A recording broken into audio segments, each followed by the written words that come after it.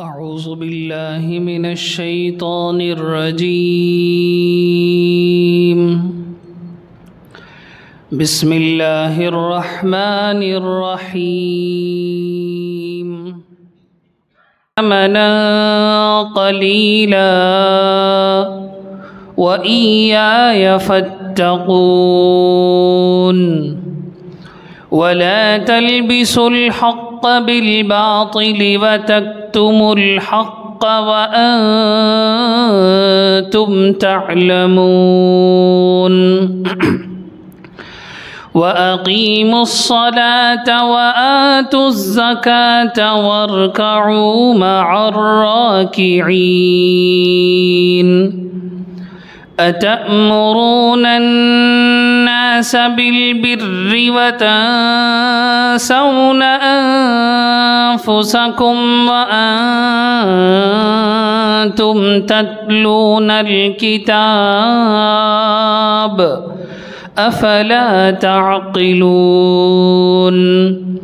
واستعينوا بالصبر والصلاة وإنها لكبيرة إلا على الخاشعين. صدق الله العظيم. إن الحمد لله نحمده ونستعينه ونستغفره ونؤمن به ونتوكل عليه ونعوذ بالله من شرور أنفسنا ومن سيئات أعمالنا. من يهده الله فلا مضل له ومن يضلله فلا هادي له ونشهد أن لا إله إلا الله وحده لا شريك له ونشهد أن سيدنا وسندنا ومولانا محمدًا عبده ورسوله.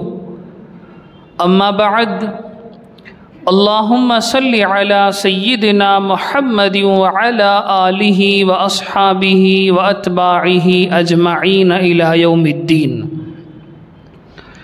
سب قسم کی تعریفیں، بڑائی، کبریائی صرف اور صرف اللہ وحدہ لا شریک لہ کے لائق ہے، اور بے شمار انگنت درود و سلام نازل ہو میرے اور آپ کے آقا تاجدار مدینہ، فخر موجودات، سید الکائنات، شفیع المذنبین، خاتم النبیین حضرت محمد الرسول اللہ صلی اللہ علیہ وسلم پر، جن کو اللہ رب العزت نے سارے انسانوں کی طرف قیامت تک کے لیے آخری نبی اور آخری رسول بنا کر بھیجا. آپ کے بعد کوئی شخص نبی یا رسول بن کر پیدا نہیں ہو سکتا. بزرگان محترم، سورۃ البقرہ کی آیت نمبر 40 پر 1 کی تفسیر ہم گزشتہ سے پیوستہ ہفتے میں سن رہے تھے. اس آیت کریمہ کے اندر اللہ رب العزت نے بنی اسرائیل کو مخاطب کر کے یہ حکم ارشاد فرمایا کہ تم لوگ اس کتاب پر ایمان لے آؤ جو تمہارے پاس کتاب جو موجود ہے، یعنی توریت، اس کی تصدیق کرنے والی ہے. وَلَا تَكُونُوا أَوَّلَ كَافِرٍ بِهِ، تم پہلے کافر نہ بن جاؤ. وَلَا تَشْتَرُوا بِآيَاتِي ثَمَنًا قَلِيلًا، تم ہماری آیتوں کو ہلکی قیمت پر نہ بیچو. وَإِيَّايَ فَاتَّقُونَ، اور مجھ ہی سے ڈرو. اس آیت کریمہ میں 4 حکم اللہ رب العزت نے بنی اسرائیل کو دیے ہیں. بنی اسرائیل کو جب دیے ہیں تو اس کا مطلب یہ بھی ہے کہ ان آیات سے ہمارا جو مطلب ہے، جن جن باتوں پر ہمیں عمل کرنا چاہیے، جو جو باتیں ہمارے ساتھ ریلیونٹ ہیں، جڑنے والی ہیں، متعلق ہیں، ان کو ہمیں بھی اختیار کرنا چاہیے. آیت کریمہ کے پہلے 2 حکم، پہلے 2 ٹکڑوں کی تفسیر ہم مکمل کر چکے ہیں. پہلا حکم اللہ کا یہ تھا کہ آمنو بما انزلتو، تم اس کتاب پر ایمان لاؤ جس کو ہم نے نازل کیا ہے، جس کو ہم نے اتارا ہے۔ ہم نے جب اتارا ہے تو ہمارا اتارنا ہی اس بات کے لیے انف ہے، کافی ہے کہ تم اس کے اوپر ایمان لاؤ۔ کیوں؟ اللہ کا حکم ہے، کیوں؟ اللہ کی بھیجی ہوئی کتاب ہے، اس سے بڑھ کر اور کسی دوسری دلیل کی ضرورت نہیں ہے۔ اللہ کا حکم دینا ہی کافی ہے، اللہ کا حکم دینا ہی کافی ہے۔ میرے بھائیوں، یہاں یہ مسئلہ اچھی طرح ذہنوں میں رکھ لیں کہ دین الاسلام کے کسی بھی حکم کے اندر کوئی خیر نہیں ہے، کوئی اچھائی نہیں ہے، کوئی برائی نہیں ہے۔ نماز کے اندر ہم کیا کرتے ہیں؟ نماز کے اندر ہم کھڑے ہوتے ہیں، ہم جھکتے ہیں، ہم اپنے سر کو، اپنے ماتھے کو، اپنی ناک کو زمین پر رگڑتے ہیں۔ کھڑے ہونے میں کوئی اچھائی نہیں ہے، جھکنے میں کوئی اچھائی نہیں ہے، سجدہ کرنے میں کوئی اچھائی نہیں ہے۔ اللہ نے کہا ہے اس لیے اس میں اچھائی ہے، اللہ نے کہا ہے اس لیے اس میں خوبی ہے۔ روزے میں کیا ہوتا ہے؟ روزے میں انسان صبح سے شام تک بھوکا پیاسا رہتا ہے۔ میں ایسے بھی بھوکا پیاسا رہ سکتا ہوں، کتنے لوگوں کے پاس کھانے کے لیے کھانا نہ ہونے کی وجہ سے بھوکے رہتے ہیں۔ تو بھوکا رہنے میں کوئی اچھائی نہیں ہے، بھوکا رہنے میں کوئی برائی نہیں ہے۔ اللہ نے حکم دیا ہے بھوکا رہو رمضان کے مہینوں میں، سورج کے نکلنے سے پہلے، تو صبح صادق سے پہلے سے لے کر تمہیں بھوکا رہنا ہے، طلوع غروب آفتاب تک، سورج ڈوبنے تک تمہیں بھوکا رہنا ہے۔ اس حکم کی وجہ سے اس بھوکا رہنے میں اچھائی پیدا ہو گئی۔ بات سمجھ میں آ گئی؟ بات سمجھ میں آ گئی؟ کسی گھر کے اطراف چکر لگانے میں، طواف کرنے میں کوئی اچھائی نہیں ہے۔ اللہ نے کہا کہ تمہیں ذی الحجہ کے مہینے میں کعبۃ اللہ کے اس طرح چکر لگانے ہیں، تمہیں اس طرح سے صفا و مروہ کے درمیان دوڑ لگانی ہے، تمہیں اس طرح سے عرفات میں قیام کرنا ہے، تمہیں اس طرح سے مزدلفہ میں قیام کرنا ہے، رکنا ہے۔ میں گھر میں بھی قیام کرتا ہوں، میں اپنے آفس میں بھی قیام کرتا ہوں، میں اپنی مسجد میں بھی رکتا ہوں، اس رکنے میں کوئی اچھائی نہیں، عرفات کے میدان میں رکنے میں کوئی اچھائی نہیں۔ اللہ کا حکم ہے کہ تم اس وقت، پرٹیکولر وقت میں تم عرفات کے میدان میں رکو، تو اس رکنے میں اچھائی ہے، اس رکنے میں اچھائی ہے۔ تو میرے بھائیوں، میں کہہ یہ رہا ہوں کہ قرآن اور دین کے لیے، دین پر عمل کرنے کے لیے ہمیں کسی دوسرے دلیل کی ضرورت نہیں۔ اللہ کا حکم ہے، بس یہ حکم اس بات کے لیے کافی ہے کہ ہمیں وہ کام کرنا چاہیے۔ اللہ نے کسی بات سے منع کیا تو مجھے اس کام سے رک جانا چاہیے، چاہے مجھے اس کا ریزن سمجھ میں نہ آئے، چاہے مجھے اس کے پیچھے کی حکمتیں سمجھ میں نہ آئے، چاہے ہمیں اس کے پیچھے کے ریزن سمجھ میں نہ آئے، بس اتنی بات کافی ہے اس کام کو چھوڑ دینے کے لیے کہ وہ اللہ کا حکم ہے، اللہ نے منع کیا ہے۔ تو درمیان میں یہ بات آ گئی تھی۔ تو پہلا حکم بنی اسرائیل کے لیے اللہ نے یہ دیا تھا کہ وَآمِنُوا بِمَا أَنزَلْتُ مُصَدِّقًا لِمَا مَعَكُمْ، جس کتاب کو ہم نے تمہارے لیے اتارا ہے اس کتاب پر تم ایمان لائیو۔ دوسرا حکم تھا وَلَا تَكُونُوا أَوَّلَ كَافِرٍ بِهِ، تم پہلے کافر نہ بن جاؤ۔ تو کیا دوسرے کافر بن سکتے ہیں؟ دوسرے کافر بھی نہیں بن سکتے۔ پہلے کافر بننے کا مطلب یہ ہے کہ تم اگر پہلی مرتبہ کافر بن جاؤ گے تو تمہیں دیکھ کر جتنے لوگ کفر اختیار کریں گے، تمہارے سے انسپائر ہو کر جتنے لوگ کفر کے راستے پر چلیں گے، ان سب کا وبال بھی تم پر پڑے گا۔ اس لیے پہلے کافر نہ ہو جاؤ، اس لیے تم پہلے جھٹلانے والے نہ ہو جاؤ، کیونکہ اگر تم پہلے جھٹلانے والے ہو جاؤ گے تو بعد میں جھٹلانے والوں کے لیے تم رول ماڈل بن جاؤ گے، تم دوسروں کے لیے نمونہ بن جاؤ گے، تم دوسروں کے لیے آئیڈیل بن جاؤ گے۔ نیکی کا آئیڈیل بننا جس طرح بہت بڑی نیکی ہے، اسی طرح برائی کا، گناہ کا نمونہ بننا، گناہ کا مثال بننا، گناہ کے لیے منمادری بن جانا، یہ بھی بہت بڑا گناہ ہے۔ تو اس لیے اللہ نے ان سے منع فرمایا۔ تیسرا حکم اللہ نے یہ ارشاد فرمایا، وَلَا تَشْتَرُوا بِآيَاتِي ثَمَنًا قَلِيلًا، ہماری آیتوں کو ہلکی قیمت دے کر نہ بیچو، ہماری آیتوں کو ہلکی قیمت کے بدلے میں فروخت نہ کرو۔ ہماری آیتیں اس دنیا کی کسی بھی دولت کے ایکول نہیں ہو سکتی۔ ہلکی قیمت دے کر بیچنے کا مطلب یہ ہے کہ اللہ کے احکام کو، اللہ کی آیتوں کو دنیا کے چند ٹکے حاصل کرنے کے لیے، دنیا کے چند پیسے حاصل کرنے کے لیے تم ہماری آیتوں کے اندر گڑمڑ مت کرو، تم ہماری آیتوں کو چھپاؤ مت، تم ہماری آیتوں کو بدل کر نہ بیان کرو۔ اس کا مطلب یہ ہے کہ اگر کوئی ہماری آیتوں کو بدل کر، ہمارے احکامات کو بدل کر، ہمارے احکامات کو کرپٹ کر کے لوگوں کو دیتا ہے اور بدلے میں دنیا کا مال حاصل کرتا ہے، وہ چاہے کتنے لاکھ روپے بھی اس سے حاصل کر لے، آیت کا ایکول تو وہ نہیں ہو سکتا۔ تو اس کا مطلب یہ ہے کہ تم نے ذلیل دنیا کے چند پیسوں کے لیے، دنیا ذلیل ہے، دنیا کیا ہے؟ ذلیل ہے۔ سرکار دو عالم صلی اللہ علیہ وسلم نے ایک حدیث میں ارشاد فرمایا، الدنیا ملعونہ وطالبها الکلاب، دنیا ملعون ہے۔ دنیا کیا ہے؟ ملعون ہے۔ ایک اور حدیث میں فرمایا، دنیا جیفہ طالبها الکلاب، دنیا مردے کے برابر ہے، اس کے پیچھے دوڑنے والا کتا ہے، اس کے پیچھے دوڑنے والا کتا ہے۔ میں نہیں کہتا، سرکار دو عالم صلی اللہ علیہ وسلم کے حدیث کے الفاظ ہیں۔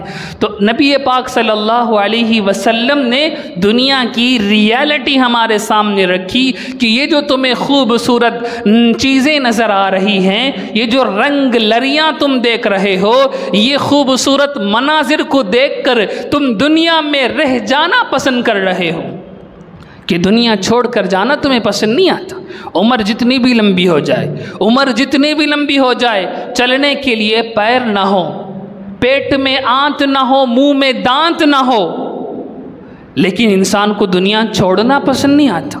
کیوں؟ دنیا دل میں بس گئی ہے، دنیا دل میں اتر گئی ہے، دنیا کی خواہشات دل کے اندر جم گئی ہیں۔ اسے تو یہ خواہش ہے کہ میرے اتنے بینک بیلنس ہو، اس کی یہ تمنا ہے، یہ امید ہے کہ میرے پاس اتنی زبردست قسم کی کار ہو، میرے پاس اتنا مہنگا موبائل ہو۔ اسے دنیا چھوڑنا پسند نہیں آئے گا، کیونکہ اس نے دنیا کی چیزوں کو اپنی اصل بنا رکھا ہے، اس نے دنیا کی چیزوں کو اپنی زندگی کا پرپس، اپنی زندگی کا گول بنا رکھا ہے۔ ملک الموت آئیں گے تو اسے جانا پسند نہیں آئے گا، اسے زبردستی کھینچ کر لے جایا جائے گا، اسے زبردستی کھینچ کر لے جایا جائے گا۔ تو بہرحال جو انسان دین کے اندر دین کو بیچ کر دنیا حاصل کرتا ہے، دین کو فروخت کر کے دنیا کی دولت جمانا چاہتا ہے، وہ بہت بڑے خسارے میں ہے، وہ ناجائز اور حرام ہے۔ اسی لیے جب بچہ مدرسے میں جاتا ہے، ہمارے مدرسوں کا یہ طریقہ ہے کہ جب بچہ مدرسے میں داخل ہوتا ہے تو استاد اسے سمجھاتے ہیں کہ دیکھو، اگر تم عالم بننا چاہتے ہو، تم حافظ بننا چاہتے ہو، اگر تم عالم اور حافظ بن کر یہ سوچ رہے ہو کہ ہم اس علم سے دنیا حاصل کریں گے، تو تم عالم نہ بنو، تو تم عالم نہ بنو، تو تم حافظ نہ بنو، تم اپنا کوئی کام دھندہ کر لو، تم دوسری پڑھائی پڑھ لو۔ تم اگر اسکول میں پڑھ کر، کالج میں پڑھ کر اونچی ڈگریاں حاصل کر کے پیسے کماؤ گے، کوئی مسئلہ نہیں ہے۔ تم اللہ کی کتاب کو پڑھ کے، سرکار دو عالم صلی اللہ علیہ وسلم کی حدیثوں کو پڑھ کے اس سے دنیا حاصل کرنا چاہتے ہو، یہ بہت خسارے کا سودا ہے، یہ بہت خسارے کا سودا ہے۔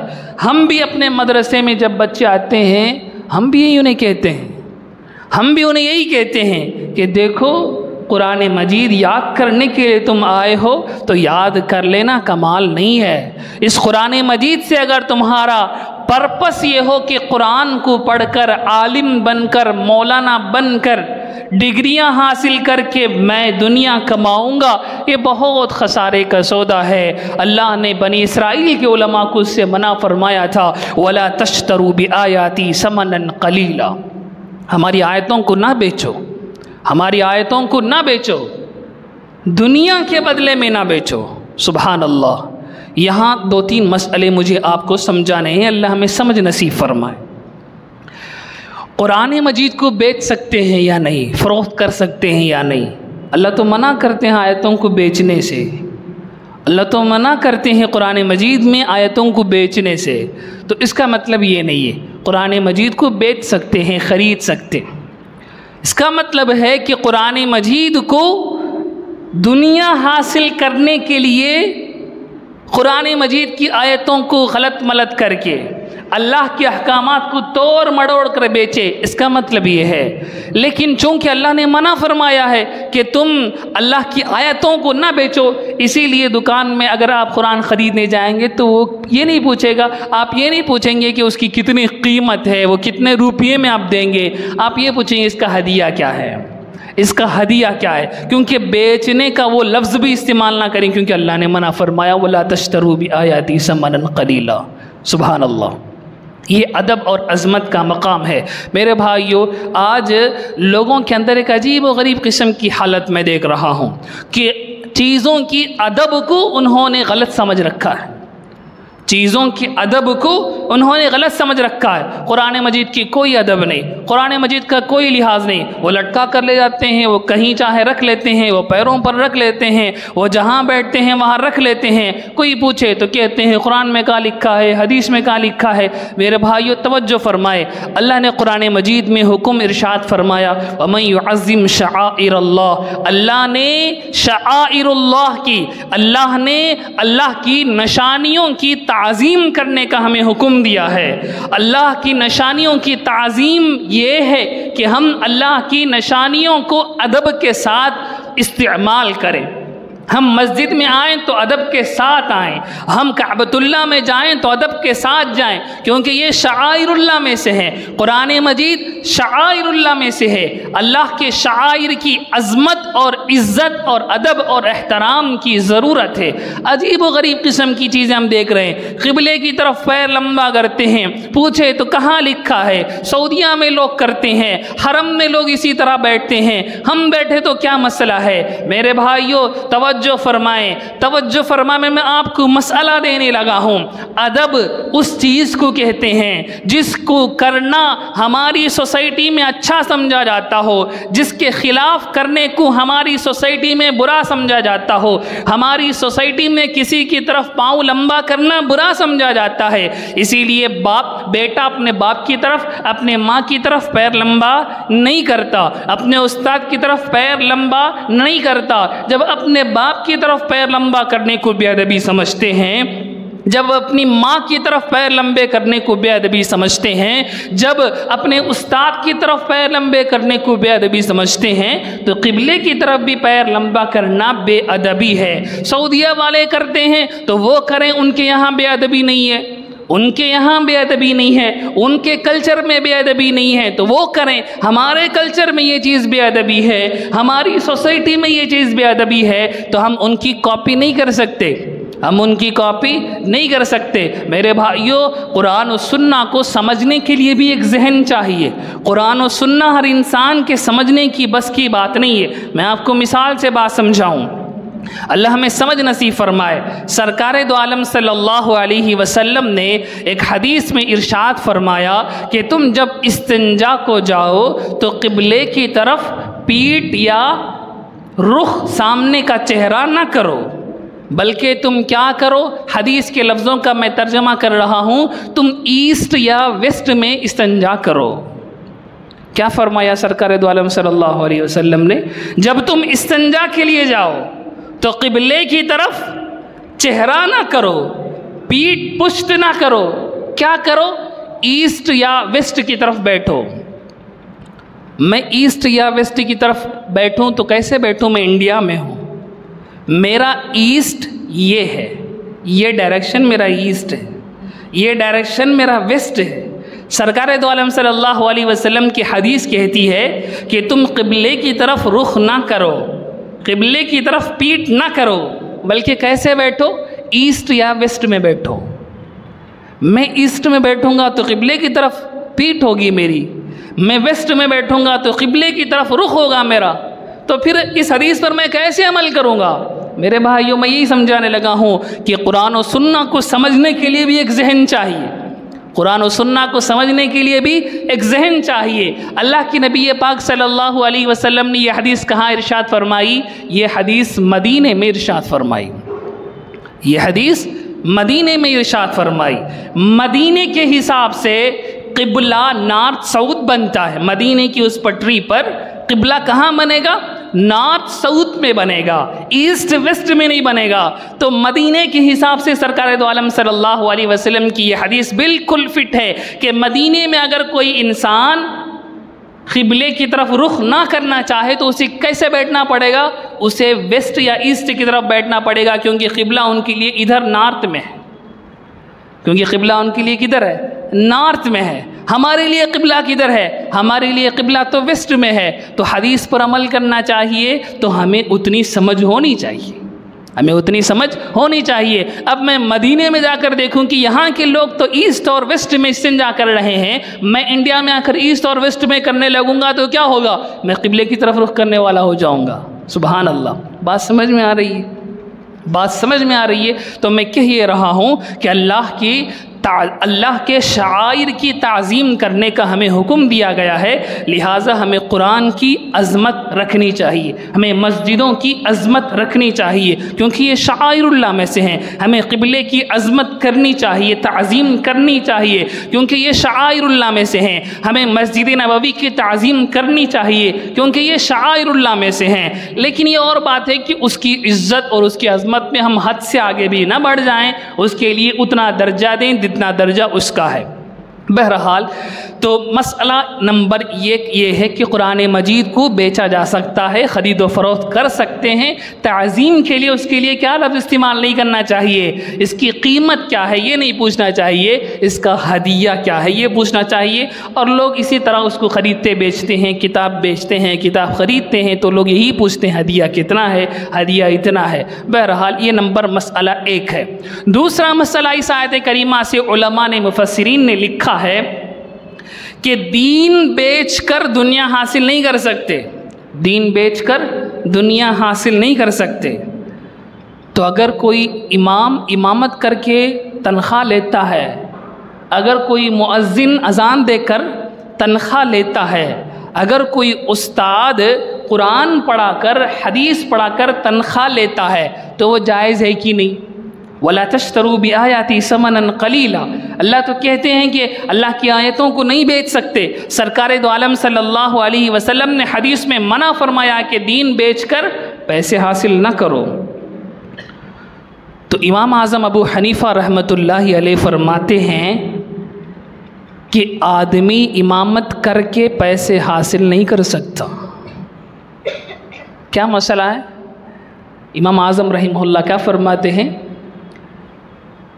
نماز پڑھا کر تنخواہ نہیں لے سکتا، اذان دے کر تنخواہ نہیں لے سکتا، مدرسے کا استاد مدرسے میں تعلیم دے کر تنخواہ نہیں لے سکتا، تو پھر اس کی زندگی کیسے چلے گی؟ اس کی زندگی چلے گی بیت المال سے۔ اس کی زندگی کیسے چلے گی؟ بیت المال سے چلے گی۔ امیر المؤمنین ہوں گے، مسلمانوں کے بادشاہ ہوں گے، وہ انہیں وظیفہ دیں گے، وہ انہیں سال کا یا مہینے کا وظیفہ دیں گے، اس وظیفے کے ذریعے سے وہ مسجد کی امامت کرے گا، وہ اذان دے گا۔ امیر المؤمنین مدرسہ قائم کریں گے، وہ اس مدرسے میں پڑھائے گا، امیر المؤمنین اسے وظیفہ دے گا۔ وظیفہ اس کے پڑھانے کا بدلہ نہیں، اس کے پڑھانے کا بدلہ نہیں، اس نے جو وقت لگایا ہے اس وقت کا بدلہ۔ لیکن آج بیت المال ہے نہیں، امیر المؤمنین ہے نہیں، مسلمانوں کا کوئی فنڈ ہے نہیں، مسلمان جہاں چاہیں ادھر خرچ کرتے ہیں، ان کا اپنا کوئی فنڈ نہیں ہے۔ تو اس زمانے کے علماء نے یہ فتویٰ دیا کہ اس زمانے میں امام تنخواہ لے سکتا ہے۔ جو دین کے ضروری کام ہیں جن کے نہ کرنے سے اسلام کا نظام میں خلل آتا ہو، ایسے کام کرنے سے آپ اجرت لے سکتے ہیں، تنخواہ لے سکتے ہیں۔ اگر مسجد میں امام ہی نہ ہو تو سارے لوگوں کی نماز کا مسئلہ آ جائے گا، تو یہ ضروری ہے۔ اگر امام نہیں ہوگا تو پورے مسجد کے نمازیوں کے نمازوں میں خلل پڑ جائے گا، تو اس کو پورا کرنے کے لیے امام کو تنخواہ دے سکتے ہیں۔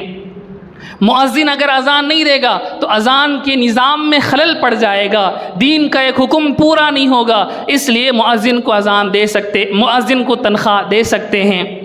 اسی طرح اگر استاد قرآن مجید پڑھائے، قرآن مجید استاد پڑھائے، اور اگر وہ نہ پڑھائے تو پھر لوگوں کو دین کی تعلیم دینے کا کوئی ذریعہ نہیں ہوگا، لوگوں کو دین کا علم حاصل کرنے کا کوئی طریقہ نہیں ہوگا، تو خلل پیدا ہو جائے گا۔ اس خلل کو پورا کرنے کے لیے استاد کو تنخواہ دے سکتے ہیں۔ تو مسئلہ یہ نکلا کہ جو چیزیں ضروری ہیں ان ضروری چیزوں کو جو پورا کرتے ہیں اس پورا کرنے والے کو ضروری تنخواہ دے سکتے ہیں، لیکن جو بڑے بڑے بزرگ ہوتے ہیں، اللہ والے ہوتے ہیں، جنہیں زیادہ ڈر اللہ کا ہوتا ہے، وہ ایسی جگہوں میں بھی تنخواہ نہیں لیتے۔ میرے کئی اساتذہ ایسے ہیں جنہوں نے زندگی بھر مدرسوں کے اندر پڑھایا لیکن 1 روپیہ مدرسے سے انہوں نے نہیں لیا، انہوں نے اپنی زندگی کے لیے دوسرے طریقے اختیار کر لیے۔ کسی نے کتب خانہ بنایا، کسی نے دوسری تجارت کی، کسی نے دوسری تجارت کی، اس طرح انہوں نے اپنی زندگیاں چلائیں، طلباء کو فری میں پڑھاتے رہے، کیونکہ اللہ نے کہا وَلَا تَشْتَرُوا بِآيَاتِي ثَمَنًا قَلِيلًا۔ سبحان اللہ، سبحان اللہ۔ میرے بھائیو، ہم کیا سمجھتے ہیں ہمارے بزرگان دین ایسے ہی معمولی نہیں تھے، ایسے ہی معمولی ہیں بھی نہیں۔ ان کی زندگیاں اگر ہم دیکھیں تو آج کے یہ چھوکرے جو قرآن و سنت کا نام لے کر گلیوں میں گھومتے ہیں، انٹرنیٹ پر دھوم مچاتے ہیں، ان کی کوئی حقیقت ہمیں نظر نہیں آگی اگر ہم اپنے ان بزرگوں کی زندگیوں کو ذرا اندر سے جا کر دیکھیں، اپنے ان بزرگوں کی زندگیوں کو ذرا اندر سے جا کر دیکھیں تو ہمیں ان کی قربانیوں کا عالم کا پتہ چلے گا۔ میرے استاد ایک فرمایا کرتے تھے کہ جب مہینے کی 20 تاریخ ہوتی، اللہ ان کی خبر کو نور سے منور فرمائے، وہ فرمایا کرتے تھے، بار بار فرمایا کرتے تھے، کئی مرتبہ ہم نے ان کے درس میں سنا کہ جب مہینے کی 20 تاریخ ہوتی تو میرے پاس اتنے پیسے نہیں ہوتے، میں نے مہینے کی 20 تاریخ کے بعد گھر کے چائے کو بند کر دیتا تھا۔ اب گھر میں چائے نہیں بنے گی، کیوں؟ کیونکہ تنخواہ باقی کم ہے، وہ تو کھانے کے لیے چاہیے، وہ تو روٹی کے لیے چاہیے، چائے کے لیے پیسے نہیں ہوتے تھے۔ ایسی زندگی ابھی قریب کے بزرگوں کی ہم نے دیکھی، ابھی قریب کی علماء کی ہم نے دیکھی۔ یہ قربانیاں عام لوگوں کو پتہ ہی نہیں چلتی، یہ قربانیاں عام لوگوں کو پتہ ہی نہیں چلتی۔ وہ آرام سے بیٹھ کر کہتے تھے مولوی صاحبوں کو کیا ہوا، وہ مست ہے، وہ آرام سے، انہیں کوئی مسئلہ نہیں، سب دے دیتے ہیں انہیں، سب عطا کر دیتے ہیں انہیں۔ ایسی بات نہیں ہے، آج بھی سچے پکے اللہ کے ڈرنے والے بندے موجود ہیں جو قربانیوں کے ساتھ اپنی زندگیاں گزار رہے۔ میں میرے بارے میں نہیں بتا رہا، میں تو الحمدللہ اللہ کے فضل سے اچھی طرح کھاتا پیتا ہوں۔ میں میرے اساتذہ کے بارے میں بیان کرنے لگا ہوں، میں اپنے بزرگوں کے بارے میں بیان کرنے لگا ہوں، تو ان کی زندگیاں ایسی ہوتی ہیں، انہوں نے اللہ کی ان باتوں پر عمل کرنے کی خاطر سب کچھ برداشت کیا ہوتا ہے۔ وَلَا تَشْتَرُوا بِآيَاتِي ثَمَنًا قَلِيلًا، اللہ کی آیتوں کو ہلکے قیمت کے بدلے نہ بیچو۔ اچھا، جو چیزیں دین کے لیے ضروری نہیں ہیں، جن کے نہ کرنے سے دین کے کسی مسئلے میں خلل نہیں پڑتا ہے، ایسے چیزوں کے بدلے اجرت لینا آج بھی جائز نہیں ہے۔ اس بات کو اچھی طرح سمجھ لیں، اس بات کو اچھی طرح سمجھ لیں۔ دین کا کوئی ایسا حکم ہے جس کو پورا نہ کرنے سے نظام میں خلل نہیں پڑتا، تو ایسے دین کے کام کرنے پر ہم اجرت نہیں دے سکتے، پیسے نہیں دے سکتے۔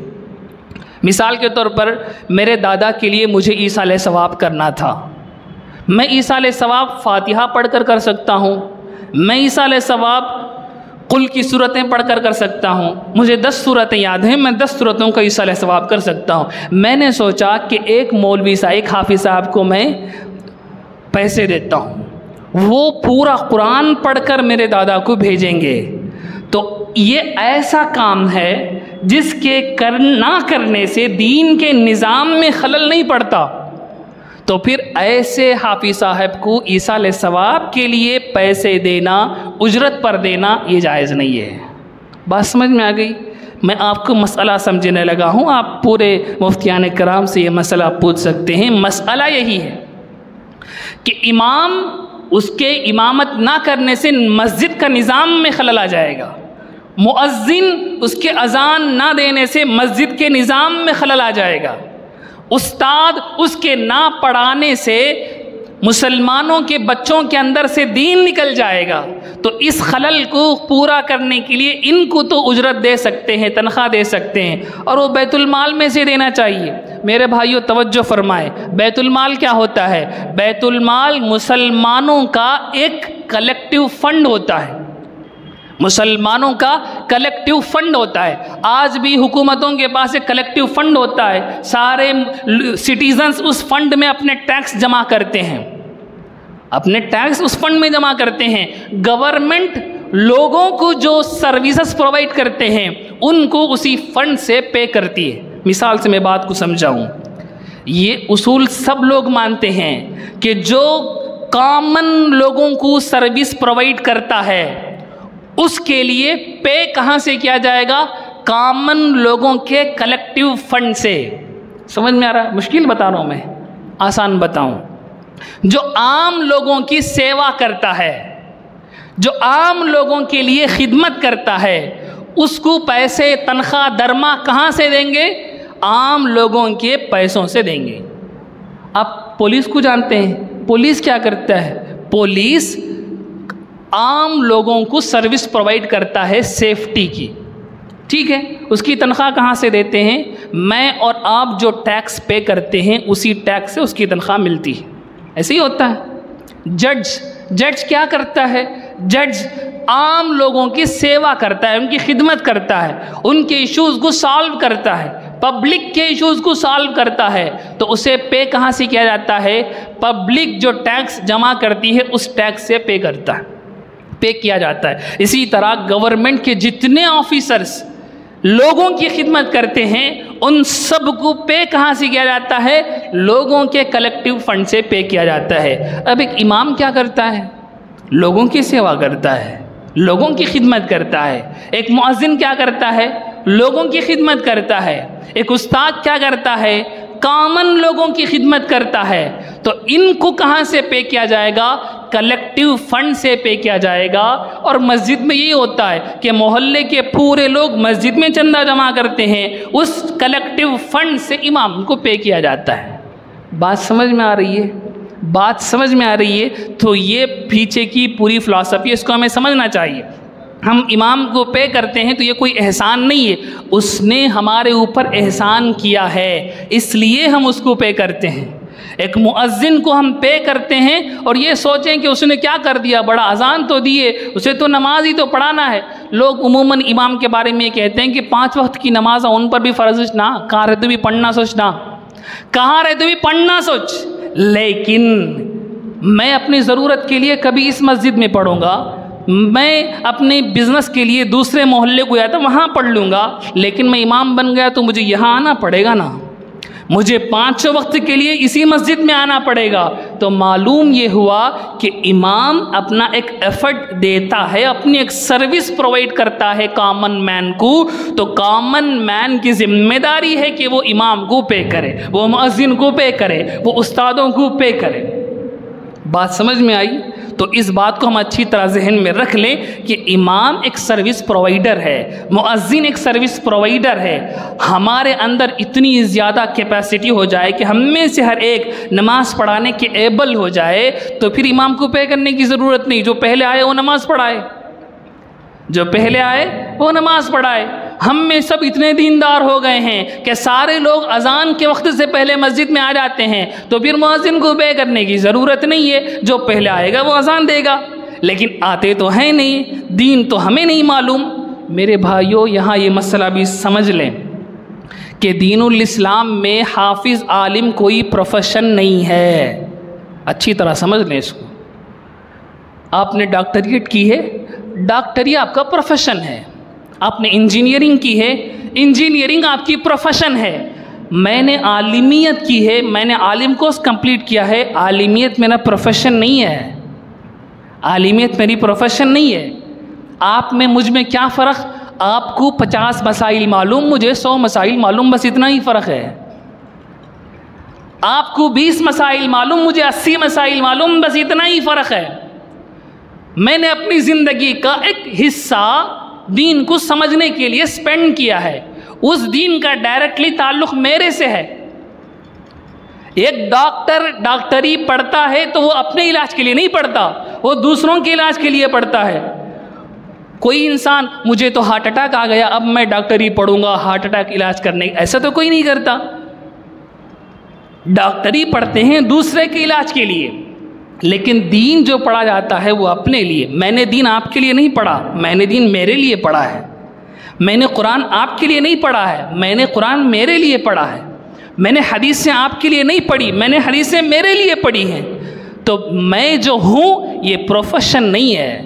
پروفیشن جب ہوگا تو مجھے الگ سے پے کرنا پڑے گا، منتھلی مجھے اتنا پیمنٹ آپ کو کرنا پڑے گا۔ یہ پروفیشن ہے ہی نہیں، یہ دین کی باتیں ہیں۔ دین کی باتیں پروفیشن نہیں ہوا کرتی، اس کو اچھی طرح سمجھ لیں۔ تو آج ہم نے پروفیشن بنا لیا ہے۔ جیسے ہندوؤں کو دیکھا کہ وہ لوگ اپنے خدا کی عبادت ڈائریکٹ نہیں کر سکتے، ساتھ میں ایک بمن کو لائیں گے، وہی عبادت کرائے گا ان کی۔ کرسچنوں کو دیکھا کہ وہ لوگ ڈائریکٹ ان کے خدا سے رابطہ نہیں کر سکتے، فادر کو بیچ میں لائیں گے، پاسٹر کو بیچ میں لائیں گے۔ تو مسلمانوں نے دیکھا کہ ہم کیوں خاموش رہیں، ہم بھی مولوی صاحب کو بیچ میں لاتے ہیں۔ ہم کیوں خاموش رہیں، ہم بھی حافظ صاحب کو بیچ میں لاتے ہیں۔ میرے بھائیوں ایسی بات نہیں ہے۔ دین الاسلام میں خالق مخلوق کے بیچ میں کوئی تیسرا آدمی نہیں آ سکتا۔ میں نے گناہ کیا ہے، میرا اللہ کا معاملہ ہے، میں اللہ سے اپنا معاملہ سالو کروں گا۔ مولوی صاحب کو جا کر بتانے کی ضرورت نہیں کہ مولوی صاحب آج میں بڑا یہ گناہ کر لیا، آپ میرے لیے اتنا ایسا نہیں ہوتا، ایسا نہیں ہوتا۔ یہ نیچرل دین ہے، یہ فطری مذہب ہے، اس میں تیسرے پرسن کی کوئی مداخلت نہیں ہے۔ اسی لیے میں کہہ رہا ہوں کہ مجھے ایصال ثواب کرنا میں کروں، میرے دادا ہیں نا، میں جتنے دل سے میرے والد کے لیے ایصال ثواب کر سکتا ہوں، 500 روپے لینے والے حافظ صاحب تو نہیں کریں گے۔ ویسے 500 روپے لینے والے حافظ صاحب کیا کریں گے؟ انہیں دوسرا آرڈر ہوگا، وہ اس آرڈر کو کرنے کے لیے بھاگیں گے۔ میں سورہ فاتحہ مجھے آتی ہے، میں سورہ فاتحہ اپنے دادا کے لیے، اپنے بابا کے لیے پڑھ کر ایصال ثواب کروں، اس میں زیادہ برکت ہے۔ یہ ایک پروفیشن بناؤں میں، یہ بالکل غلط ہے۔ وَلَا تَشْتَرُوا بِآيَاتِي ثَمَنًا قَلِيلًا، اللہ کی آیتوں کو ہلکے دنیا کے بدلے نہ بیچو، دنیا کے بدلے نہ خریدو۔ اللہ کی آیتیں بہت بلند ہیں، اللہ کی آیتیں بہت عظمت والی ہیں، اللہ کی آیتیں بہت قوت والی ہیں۔ وَإِيَّايَ فَاتَّقُونِ، مجھ ہی سے ڈرو، دوسروں سے نہ ڈرو۔ اگر میں یہ نہیں کروں گا تو میرا پیٹ کیسے پلے گا نہ سوچو، مجھ سے ڈرو۔ یہ سب کام تم چھوڑو، اللہ کی آیتوں کے اندر تبدیلیاں کرنا، اللہ کی آیتوں کو بیچ کر دنیا کمانے کا سسٹم بند کرو۔ مجھ سے ڈرو، میں تمہیں پالوں گا، میں تمہارا ساتھ دوں گا، میں تمہیں کامیاب بناؤں گا۔ دنیا میں کیا رکھا ہے؟ الدنیا جیفا وطالبها الکلاب، دنیا تو مردہ ہے، اس کو حاصل کرنے کے پیچھے بھاگنے والا کتے کے برابر ہے۔ رب العزت سے دعا فرمائیں، رب العزت ہمیں قرآن کی صحیح فہم نصیب فرمائے، قرآن پر چلنا، قرآن کی تعلیمات کو اپنی زندگیوں کے اندر اتارنے کا جذبہ نصیب فرمائے۔ آمین۔ وآخر دعوانا ان الحمد للہ رب العالمین۔